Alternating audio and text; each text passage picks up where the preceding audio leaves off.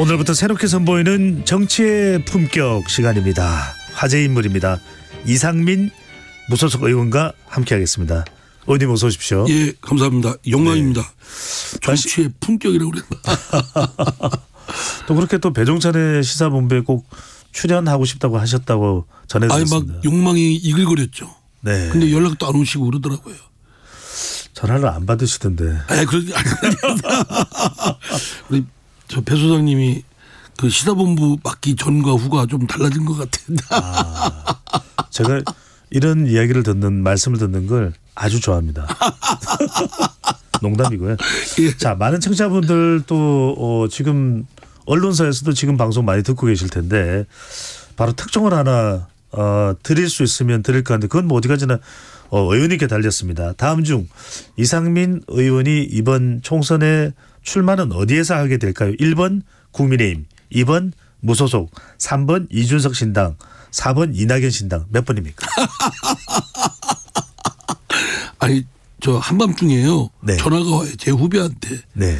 지네끼리 여러 명이 술 먹고 있는데 그거 가지고 내기를 했대요. 그 저보고 답을 알려달라고 똑같은 지금 질문처럼. 예. 말할 수 없습니다. 참고로 이 방송을 들으시면은 이상민 의원이 어디 쪽에 무게가 실려 있다는 것은 어느 정도 해석을 하시는 것이 가능할 것으로 보입니다. 자, 얼마 전에 안철수 의원을 만났습니다. 네. 다른 사람도 아니고 안철수 의원을 만난 이유가 있을까요? 그리고 안철수 의원은 빨리 국민의힘으로 오십시오라고도 이야기를 했습니다. 예. 아니 내가 뭐 일부러 만들려는 건 아니고요. 예. 같은 외교통일위원회 멤버이기도 합니다. 또 평소에 잘 알기도 하고 또 제가 이제 민주통합당 있을 때 그 김한길 안철수 공동대표였고 그때 제가 또 당원당규 개정 분과위원장도 맡아서 네. 뭐 평소에도 뭐 좋아하는 분이신데 연락이 왔어요. 네. 저 좀 만나서 차 한잔 하고 싶다. 근데 저 이렇게 그냥 만나면 그냥 의원실로 보통 방에 가서 만나고 그러는데 별도의 그 세미나실 간담회실로 정해놓고 예. 만났죠. 그랬더니 언론인들 또 오시고 뭐 이제 안철수 대표를 보기 위해서 그런 것 같아요. 근데 이제 주 얘기는 과학기술에 대한 좀 그분도 이제 과학기술에 대한 전문가시고 네. 저도 과학기술 의정활동에 그 중심을 둬서 활동해왔던 사람이고 그래서 그거 과학기술 진짜 진흥시켜야 되는데 이번 내년도 예산에 윤석열 정부가 너무 잘못했다. 이걸 빨리 복원시켜야 된다라는 점에 의기가 투합됐고. R&D 예산. 예, 예. 뿐만 아니라 이제 과학기술이 아주 글로벌 리더십을 확립하려면 정말 국가나 사회가 뒷받침을 지속적으로 해야 된다. 네. 이제 주된 건 이제 그것보다는 네. 이제 국민의힘 이제 저보고 와서 같이 그러니까 힘 합쳐서 하자. 지금 제일 궁금해하는 것은 모든 청취자분들이 지금 궁금해하는 것은 이상민 의원이 국민의힘에 입당할 거냐 말 거냐 아니면 다른 선택이냐 이게 제일 궁금하거든요. 어떻게 하는 게 좋겠어요? 아니 저 전문가시잖아요. 여론조사 전문가시고 또 네. 이런 거에 대한 통찰력도 있으시고. 제가 조언 드리면 그대로 하실 건가요? 자, 그래서 뭔가 국민의힘으로부터 어떤 제안을 기다리는 것 아니냐. 김기현 전 대표가 사퇴하기 전에는 김기현 대표 사이에 뭐 물밑 거래나 빅딜 설도 있었거든요. 실제 그런 게 있습니까? 빅딜 소리야? 네. 그러니까 어떤 뭐 이상민 의원이 입당하고 나중에 총선 결과가 나오면 뭐 국회의장직을 제안한다든지 실제 이런 이야기가 계속 보도가 됐고 그거는 그런 선왕설레가 있었거든요. 그런 얘기는 있을 수도 없고 있지도 않았고요. 네. 저거는 김기현 대표께서 저한테 이제 국민의힘에 와서 저 같이 힘 합쳐서 하여튼 정치 개혁이나 국회 개혁이나 뭐 이런 뜻하는데 같이 좀 해보자. 네. 그리고 과학기술 R&D 얘기도 하기 위해서도 또 김기현 대표도 만났을 때 과학기술 이것도 당에서 뒷받침하도록 할 테니까 저보고 이제 당신이 와서 하면 당신의 뜻에 맞게끔 활개를 펼치고 의정활동할 수 있게끔 정치활동할 수 있게끔 그렇게 하자 뭐 이런 네. 얘기는 있었죠. 네. 예. 의원님 이준석 전 대표도 만나고 이낙연 전 대표도 만났어. 이른바 낙준 전 대표를 다 만났는데 신당으로 갈 가능성 조금이라도 있습니까? 조금이라도 있죠. 근데 신당이 좀 온전하면 네. 신당이 또 눈에 보일 정도로 어느 정도 좀 되고 저도 가서 역할을 하고 할 수만 있다면 그것도 생각을 적극적으로 해보겠는데 아직 그러한 말은 무성한데 여기저기 뭐 이렇게 실체화하거나 같이 된 것은 없죠. 이낙연 대표도 뭐 신당에 대한 의지가 강했는데 또 요 근래 이렇게 말씀하시는 거 보면 그런가 저런가 약간 저기 하게 하고 또 이준석 대표도 아직은 뭐 12월 며칠까 20 며칠 날 뭐 그때 뭐 하겠다 결심을 네. 하겠다라고 하는데 뭐 또 다른 뭐 여러 가지 금태섭 의원도 있고 양행자 의원도 있는데 각자 개별적으로 하는 건 미약합니다. 네. 지금 더불어민주당과 국민의힘은 강대한 독과점 체제거든요. 이 양대 정당에 대항하려면 연합을 하는 수밖에 없어요. 그러니까 미군하고 우나 손을 잡고 연합하는데 상식의 정치, 통합의 정치를 하겠다 이런 모토를 갖고 지금의 반상식이나 아주 분열 대립 이쪽으로 치닫는 것을 좀 대안 세력으로서 하려면 결국은 뭉치는 모습을 좀 보여줘야 되지 않겠습니까? 네. 근데 뭉치는 모습은커녕 뭐 개별적으로 워낙 각각 하니까 저도 거기에 선택하기는 쉽지는 않습니다. 네. 선택하기는 쉽지 않다. 네. 지금으로서는. 네. 알겠습니다. 금태섭 전 의원이 주도하는 새로운 선택. 금태섭 전 의원도 만난 적이 있으시죠? 자주 만나죠. 네. 자주 만나고 친하고 또 그래서 이제 지난주 일요일 날 창당을 했지 않습니까? 네. 그때 제가 축사하러 갔고요. 잘 됐으면 좋겠어요, 진짜. 그러면은 그냥 잘 됐으면 좋겠다 득담 정도가 아니라 김태섭 전 의원과 손을 잡고 새로운 선택 신당 창당에 참여할 가능성도 있습니까? 뭐 없다고 이렇게 딱 단언할 수는 없는데 네. 다만 근데 저도 아까 말씀드렸지 않습니까? 여러 정치 세력이 좀 뭉치고 그러면 좀이라도 양대 정당에 대항하는 대안 세력으로서 국민들께 신뢰를 줄 수 있겠다라고 하는데 솔직히 그러려면 저 자신도 막 뛰어들 어떤 용기 도전 정신 이런 게 좀 가득 차야 되지 않겠습니까? 네. 그게 좀 그래요. 좀 솔직히 말씀드리면 내가 과연 거기 가서 막 이렇게 더구나 이제 정치를 처음 해보는 사람이거나 네. 초재선 정도라는 정도면 좀 경력이 그러니까 앞으로 해야 될 일도 창창하지 않습니까? 근데 저는 좀 명색이 5선이잖아요. 그러니까 무겁죠 좀. 그러니까 이제는 잘 마무리해서 완결을 져야 될 저 개인적으로는 네. 정치 생활을 그래야 될 입장인데 이제 섣불리 이렇게 해서 막 도전하고 마구잡이 뭐 실험하고 이럴 상황은 좀 아닌 것 같아요. 그러니까 그런 것 때문에 이렇게 선뜻 나서질 못하죠. 네. 그리고 또 나서다 보니까 비주류의 비주류가 되고 미움받고 뭐 이렇게 하니까 핍박받고 하니까 저도 네. 지쳤죠 좀. 답은 말해주지 않겠다 그러면서 실험은 안 하겠다라는 말씀을 들으면서 신당은 선택하지 않으시겠구나. 또 무소속은 선택이 쉽지 않겠구나. 그러면 남은 데가 민주당은 탈당하셨으니까 국민의힘밖에 없는데요. 제가 답을 아니 말씀을 뭐 듣고 보니까 배 수장님이 지금 네. 완전 요리조리 이렇게 하면서 저를 국민의힘으로 모시는 것 같습니다. 아니요. 저는 그럴 이유도 없고 그래서도 안 되는 거죠. 그냥 말씀하시는 걸 해석을 해보니까 자 그런 차원에서 이건 여쭤봐야 될 것 같아요. 아까 이제 김기현 전 대표와 일종의 빅딜설 뭐 이제 입당하고 총선에 출마한다면 뭐 이런 이야기들이 설왕설래로 나왔던 것이니까 제가 여쭤봤던 건데 또 많이 지금 우리 이상민 의원께 여쭤보고 싶은 것이 그런 부분 같아요. 그러니까 뭐 아직까지는 어디를 선택하실지 모릅니다. 하지만 만약에 국민의힘을 선택한다면 민주당을 떠나서 국민의힘이야 이건 완전히 전혀 정반대의 선택이 되는 거 아니냐 이런 지적에 대해서는 어떻게 보십니까? 보통 통념으로는 그렇죠. 네. 도저히 그건 뭐 변절자다 배신자다 이런 얘기까지 나올 거예요. 아마 민주당 내에서도 그렇고. 근데 저는 국민의힘과 더불어민주당이 얼마나 차이가 있나요? 그리고 하나는 보수 하나는 진보라는데 민주당이 진보인가요? 나는 그렇게 생각하지 않습니다. 둘 다 뭐 정치적 스펙트럼은 한 더불어민주당에서도 여러 가지로 펼쳐지고 있고 네. 국민의힘도 그렇고 두 당이 행태는 비슷해요. 맹종하고 일색이고 또 뭐 위에 누가 있으면 깨갱하고 그렇잖아요. 정도 차이고. 네. 그리고 다만 이제 민주당은 개딸이라는 아주 일그러진 강성 당원들이 있고 국민의힘은 잘 모르겠어요. 겉으로 볼 땐 그런 정도는 없는 것 같아요. 뭐 그렇지만 두 당이 합당을 해도 뭐 별 지나치지 않을 정도의 그냥 당인데 정치 세력이 나눠져 있어가지고 권력 싸움만 하는 거 아니냐 이런 생각인데 뭐 제 입장에서는 민주당을 돌아갈 수는 없는 거고요. 네. 거긴 끊어버렸으니까.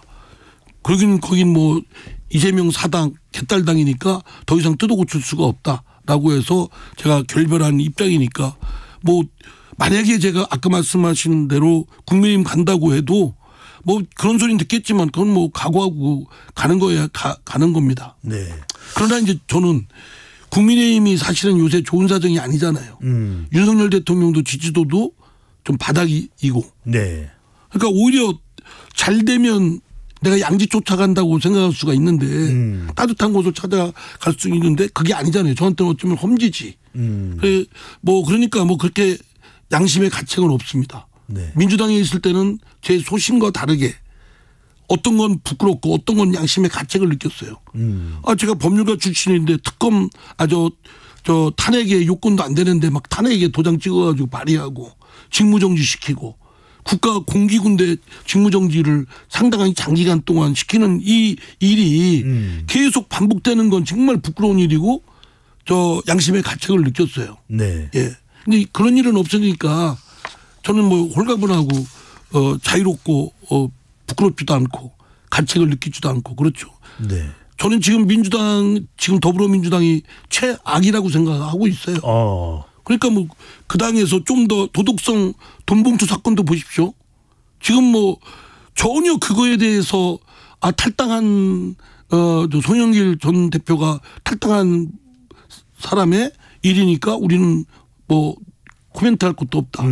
그 일이 저 송영길 전 대표가 뭐 혼자 있을 때 일어난 개인적인 일입니까? 전직 더불어민주당 대표고 그 더불어민주당 전당대회에 또 벌어졌던 일로 지금 일단 구속이 된 겁니다. 그리고 돈 받았다는 의혹을 받는 의원들이 20명 가까이 지금 더불어민주당에 있지 않습니까? 네. 그게 간단한 사건입니까?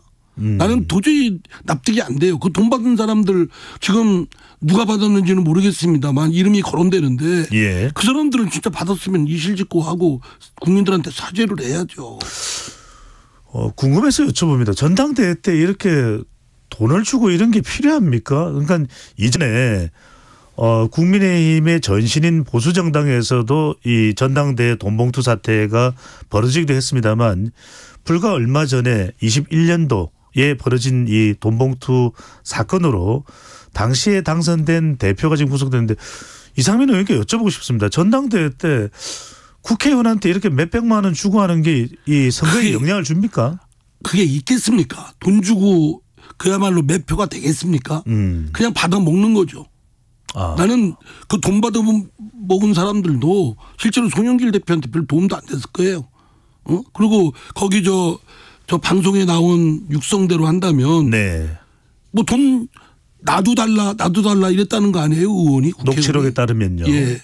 방송에도 나왔죠, 목소리로. 네. 그 너무나 부끄러운 일이죠. 그런 일이 그게 제가 2004년도에 열린우리당이 탄생한 배경이 차떼기 사건 아닙니까?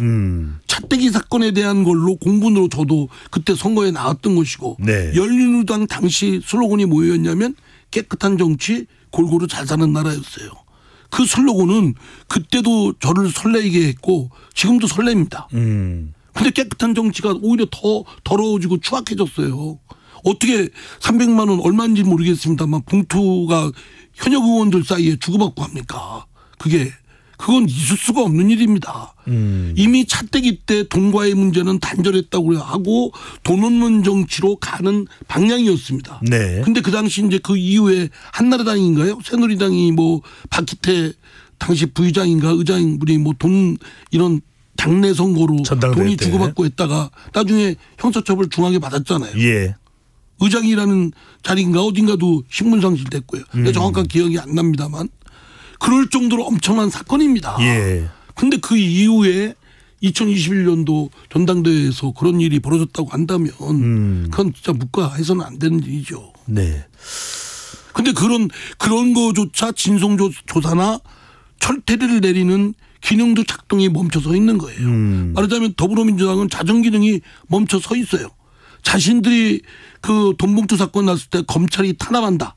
야당을 탄압한다고 했을 때 그때 진상조사하라 하니까 조사해서 그거에 따라서 처벌을 하라 그러니까 강제 수사권이 없어서 조사도 못하니까 검찰의 수사의 결과에 맡긴다. 네. 뭐 이런 식인 무기력한 모습을 보이고 있지 않습니까? 그 이후에 코인 사건 무슨 사건 그런 사건들이 늘어질 정도로 만연해 있는 거죠. 지금 뭐 일각에서도 이런 지적을 합니다. 정확하게 수사가 이루어져야 되겠지만은 이 전당대회에 돈 봉투를 받은 것으로 의심되는 또 검찰로부터 소환 조사를 받는 의원들은 공천에서 배제해야 된다. 이건 어떻게 보십니까? 당연히 지방선거도요. 지방의회 의원들 공천에서도 고소당해서 수사만 받아도 공천에서 탈락입니다. 지금은 별 얘기 다 나오잖아요. 의혹만으로 어떤 의원이 얘기 나와서 오늘도 들어보니까 의혹만으로 불이익을 줄 수 없다. 정치는 의혹만으로 불이익을 받습니다. 정치적 리더십은 의혹을 받는 것만으로도 그 자리에 있으면 안 되는 거예요. 네. 제가 그동안 이재명 대표한테 대표직을 내놓으라고 사퇴해야 된다고 주장했던 게 여러 사법상 형사 사법적 의혹을 받고 있고 수사받고 재판받고 있기 때문에 대표로서의 리더십을 발휘할 수 없고 또 그 먹구름이 당에도 그대로 끼쳐오기 때문에 방패정당이 된 거 아닙니까? 그래서 그만큼 하는데 지금 그런 돈봉투 받았다고 받는 의혹 상당수 지명받은 의원들을 공천을 주면 그거는 온전한 당이 아니죠. 네. 자, 친명 비명 간의 갈등이 더 골이 깊어지고 있는 그런 상황이고 민주당 내부 상황입니다. 자, 의원님께 단도직입적으로 여쭤보겠습니다. 만약에 이 당대표가 이재명 대표가 아니라면 탈당을 안 했을 겁니까? 지금은 이재명 대표 혼자만의 문제가 아니고요. 네. 이재명 대표와 공범자들 당이 사당이 됐고 개딸이 점령을 해버린 상황이기 때문에 지금 단계에서 이재명 대표가 사퇴한다고 더불어민주당의 DNA가 바꿔질 수는 없다고 봅니다. 네. 그래서 제가 뜯어 고칠 수가 없는 지경에 이르렀다고 그렇게 표현을 했습니다. 이상민 의원이 또 민주당의 5선 의원이고 또 당에 대해서 애정을 가지고 있는 의원이 이 정도로 생각할 정도면 원칙과 상식에 있는 4명의 의원도 거의 생각이 비슷한데 계속 당에 남는 이유는 뭘까요? 그 정도면 그냥 이거는 제가 이제 궁금해서 여쭤보는 겁니다. 분에 차서 이상민 의원은 도저히 견딜 수가 없어 당을 나왔는데 윤영찬 의원, 이원욱 의원, 김종민 의원 또 조홍천 의원은 뭔가 공천을 기다리는 겁니까? 어떻게 봐야 됩니까? 제가 뭐 공천 제가 그분들하고는 오랫동안 얘기도 하고 해온 분들입니다. 네. 뜻도 갖고 인식도 상당 부분 같이 하는데 나중에 그 원칙과 상식에 참여를 안 하게 된 거는 저는 결행을 해야 된다라고 하는 입장이었고 그분들은 당내에서 좀 더 당의 개선을 위해서 노력을 해보자. 그런 애정과 미련이 남아 있었겠죠.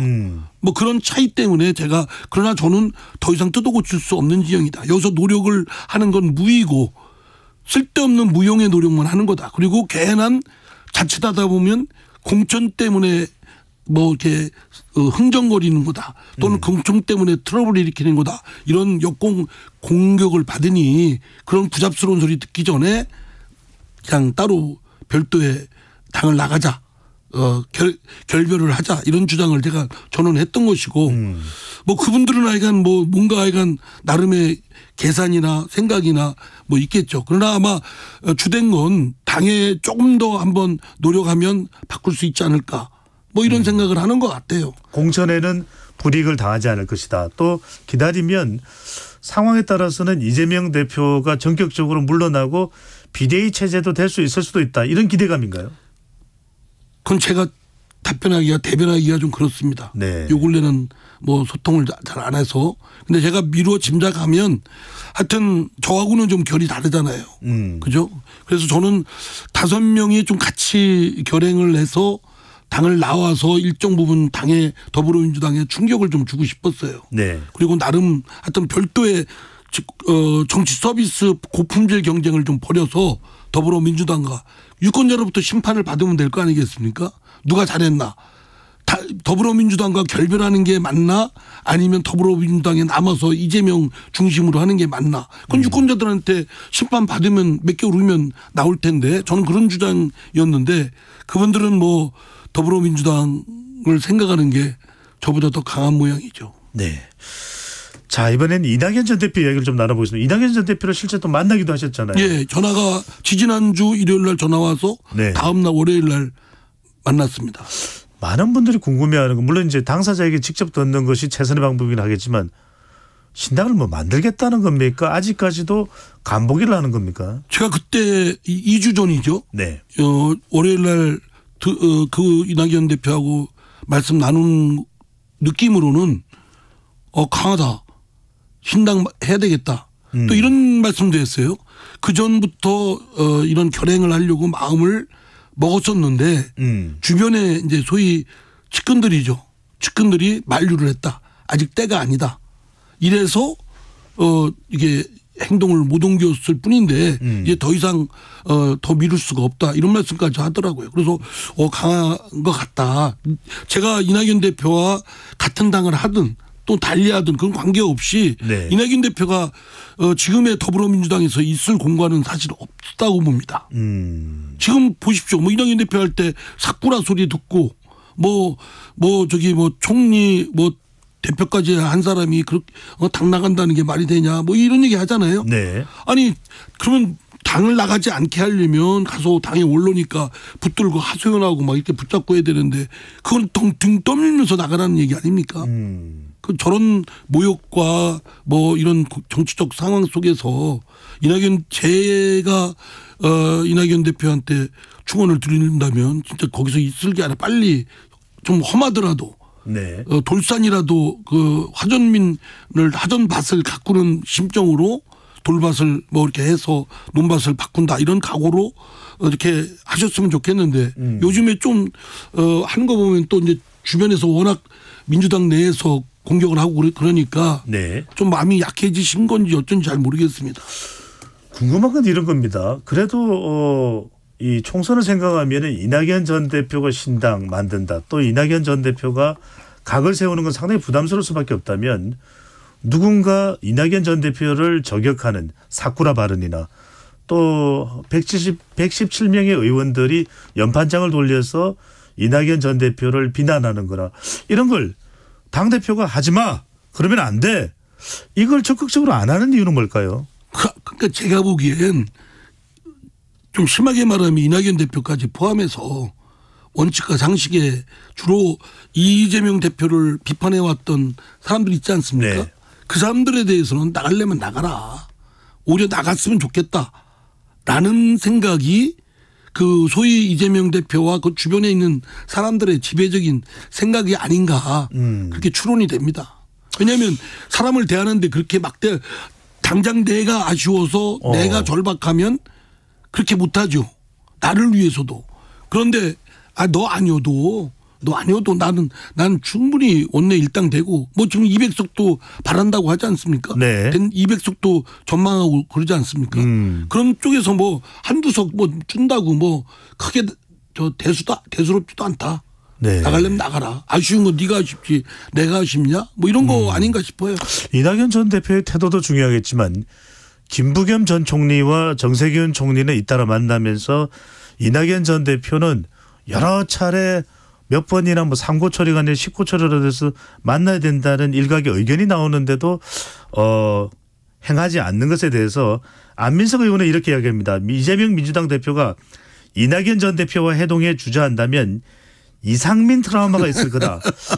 아니 이거 좀 팩트 체크를 해봐야 될 것 같은데 그래도 연배가 이재명 대표보다는 더 많으시죠? 예. 그럼 형님인데 형님 왜 이래요? 나가지 마세요. 당에서 좀 역할을 해 주시고 총선 결과 좋으면은 또 좋은 일이 있지 않겠습니까?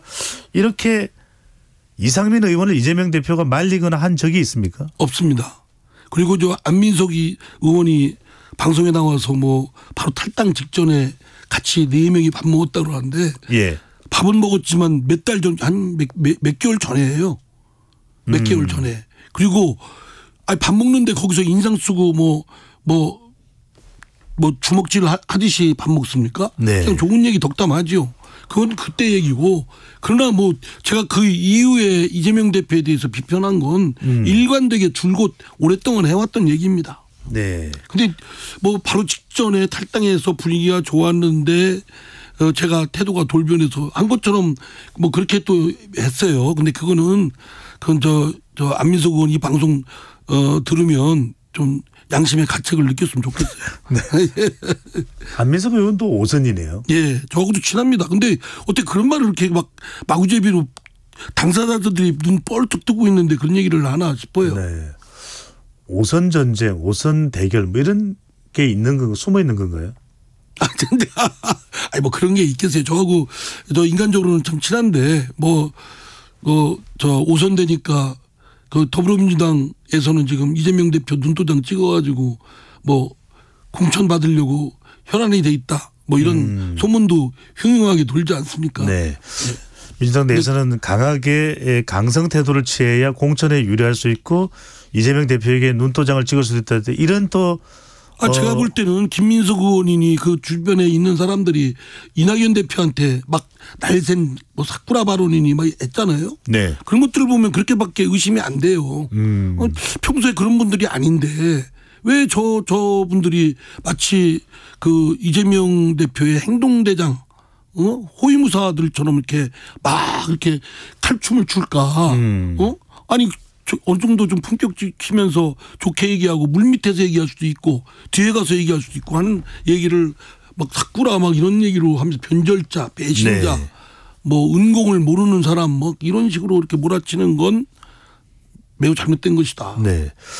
한때는 이낙연 전 대표 이낙연계 NI계임을 떳떳하게 드러내놓고 이야기하던 광주 전라 지역의 민주당 현역 의원들도 앞다투어서 이낙연 신당에 참여하지 않겠다는 것도 내년 공천과 관련돼 있다고 봐야 되나요? 그러니까 저도 이해가 안 되는 게 아직 신당 준비 작업만 하고 있다고 했고 네. 뭐 신당을 추진한다고 해도 신당에 참여하라고 했는데 거절하면 몰라도 참여하라는 얘기도 안 했는데 본인이 알아서 나는 신당에 참여하지 않겠다라고 네.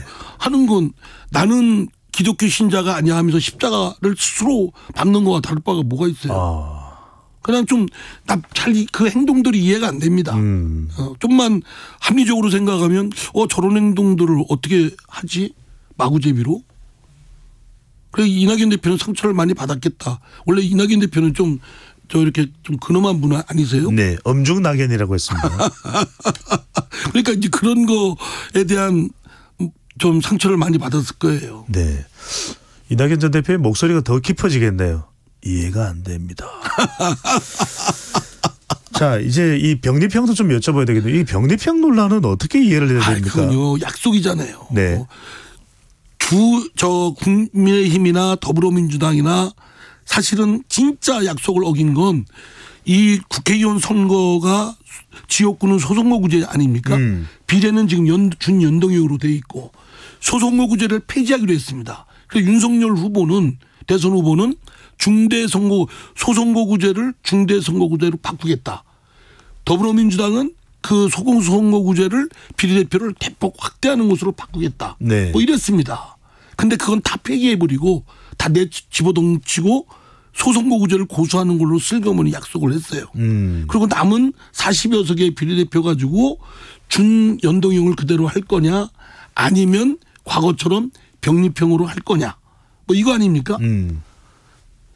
소속 모구제 약속 파기한 거 뒤집은 건 뭐 더 얘기할 것도 없지만 비례대표라도 약속을 지켜야죠. 네. 근데 지금 저 더불어민주당의 이재명 대표 계속 지금 저 병립형으로 하느냐 준연동형으로 하느냐 이거 가지고 지금 내부의 진통을 겪고 있잖아요. 논란을 벌이고 있고.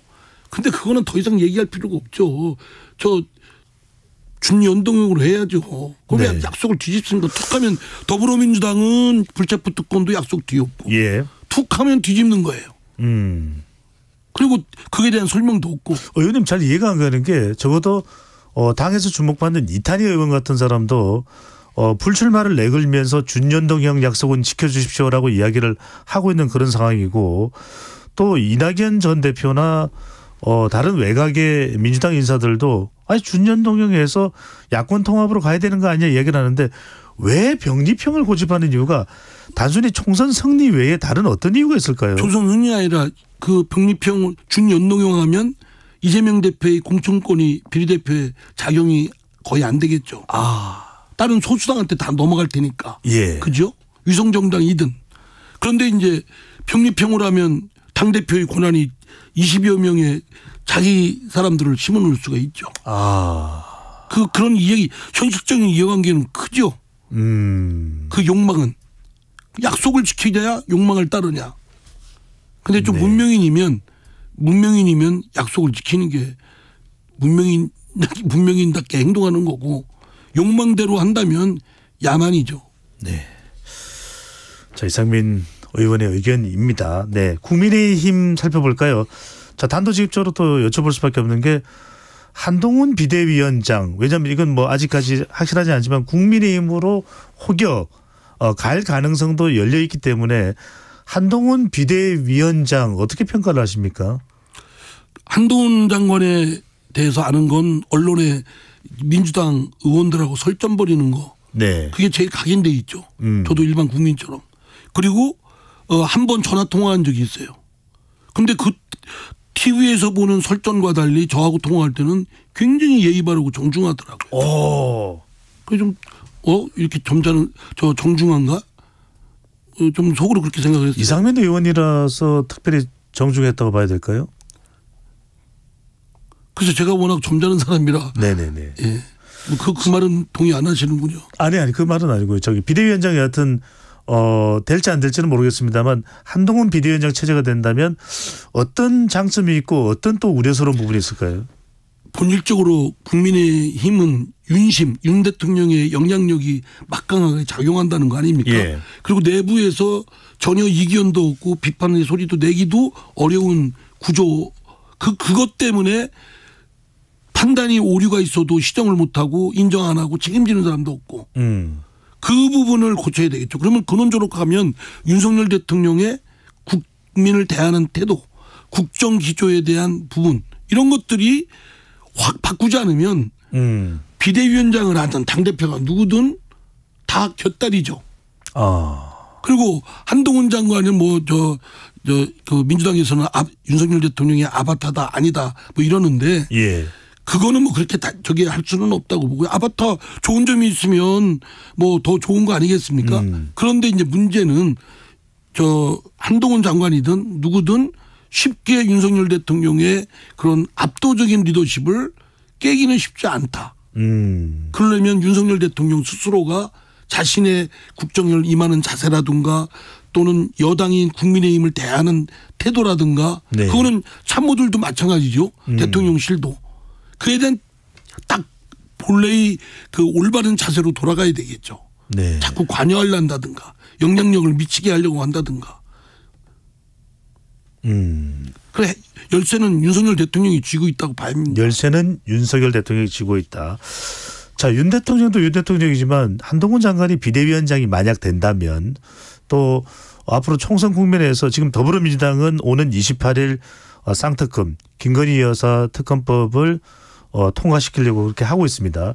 자, 이게 이제 통과된다면 대통령의 거부권 여부도 우리가 주목하고 있는 거지만 한동훈 또 장관이 비대위원장이 되든 아니면 총선에 출마하게 된다면 상당히 많은 질문을 받을 텐데 이 사안은 국민의힘이 또 한동훈 장관이 비대위원장이 된다면 김건희 여사 특검법에 대해서는 어떤 태도와 대응을 하는 게 적절하다고 보십니까? 김건희 여사 그 주가 조작건은 검찰이 수사를 의혹을 더 부풀린 원인 제공한 것이 크기 때문에 특검을 피하기는 어렵다고 봅니다. 국민적 의혹이 이미 돼버렸어요. 네. 그리고 털어야 된다고 생각을 해요.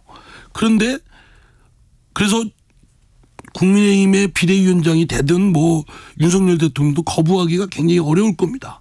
피하기는 어렵다고 보고요. 근데 하되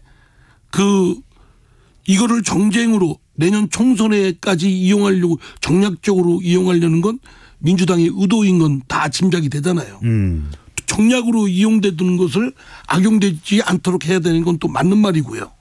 그럼 저는 그 시기를 총선 이후로 미뤄야 된다. 저는 방송에서 몇 차례 그런 말씀 드렸거든요. 네. 제 제안이. 근데 그렇게 하는 방법이 저는 합리적이라고 봅니다. 민주당이 받아들일까요? 안 받으려고 하겠죠. 네. 정략으로 써야 되니까. 그럼 대통령 그걸 이유로 거부하겠죠. 특검을 반대하는 건 아닌데 이 시기를 정략용으로 악용하는 것은 대해서는 할 수 없다. 어제도 제가 보니까 한동훈 장관이 뭐 독소 조항이 있다고 하지 않습니까? 사실은 매번 수사 상황을 이렇게 이렇게 보고하고 하는 것이 적당한지는 좀 논의는 좀 해봐야 될 필요는 있다고 봅니다. 왜냐하면 지난번 박근혜 대통령 사건 때도 특검 때 그렇게 했지 않았습니까? 그러니까 온통 세상이 그걸로 뒤범벅이 되는 거예요. 사실은 그 문제는 그 문제대로 재단하고 실체 규명하고 처벌하면 될 일인데 온통 나라의 에너지가 그쪽으로 다 블랙홀처럼 빨려 들어가는 건 나라 국민을 입장에 생각할 때는 별로 바람직하지가 않죠. 광풍이 지나가도록 하는 거는 저는 바람직하지 않다고 생각합니다. 끝으로 이 질문 드리겠습니다. 만약 윤석열 대통령이 기회가 된다면 이상민 의원에게 조언을 좀 부탁드립니다라고 한다면 1분의 시간이 주어진다면 어떤 조언을 가장 또 절절하게 하고 싶으신가요? 윤석열 대통령도 사법시험 9번 만에 됐지 않습니까? 네. 저도 11번 만에 됐어요. 11번요? 네. 그래서 윤석열 대통령도 신림동 고시촌에서 할 때 우리 마주쳤던 분인데 그때의 생각을 잊으면 안 됩니다. 사실 8번, 10번 떨어질 때 그 막막하고 절벽 진짜 갈 길 어디로 가야 될지 모를 막막한 상황이거든요. 신림동으로 가야 될지 낙성대로 가야 될지. 예. 그때 정말 이게 시험이 언제 될지도 보장이 안 돼 있고 막막하고 겸손하게 국민을 보다 더 섬세하게 부드럽게 그리고 따뜻하고 섬세하고 부드럽게 지금의 강한 모습보다는 부드러운 모습 그런 모습을 보이시면 지지도가 제가 볼 때는 한 10% 올라갈 겁니다. 대통령은 지금 다른 데 신경 쓰는 게 아니라 지지도를 15% 20% 올려야 됩니다. 그래야 국정 동력이 생겨서 남은 임기 동안 국정을 끌고 갈 수가 있잖아요. 총선도 사실은 여당이 일당이 되는 게 안정적으로 되는 건 맞습니다. 그런데 대통령이 국정을 잘 못 끌어가면 내년 총선 망치죠. 그러니까 대통령이 총선에서 또 대통령 지지도를 높여서 국민의힘 그 후보자들이 윤석열 대통령의 백그라운드를 믿고 당선될 수 있도록 그렇게 하셔야 됩니다. 네. 청취자분들은 이상민 의원이 제22대 국회 총선에서 어디에서 출마할지를 이 정도면 좀 짐작하지 않았을까 제 생각일 뿐입니다. 너무 쓴소리했죠. 지금까지 정치의 품격 이상민 의원과 함께했습니다. 말씀 잘 들었습니다. 네, 감사합니다.